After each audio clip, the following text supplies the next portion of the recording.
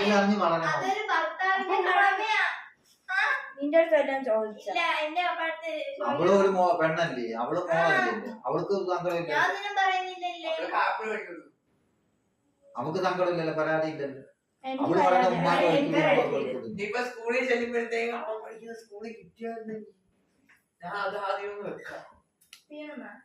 ഉമ്മാക്ക് ഇപ്പൊ diary milk മേടിച്ചു കൊടുക്കുന്നത് അവര് ഭർത്താവിന്റെ കടമ.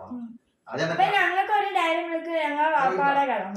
എന്തോന്ന് ഒരു മുട്ടായെങ്കിലും മേടിച്ചു തരുന്നുണ്ടല്ലോ. ആ ഉമ്മാക്ക് മേടിച്ചു കൊടുക്കുന്നില്ലേ? മേടിച്ചു കൊടുക്കുന്നുണ്ടോ? അപ്പൊ ഞങ്ങളിപ്പോ പറയുന്നു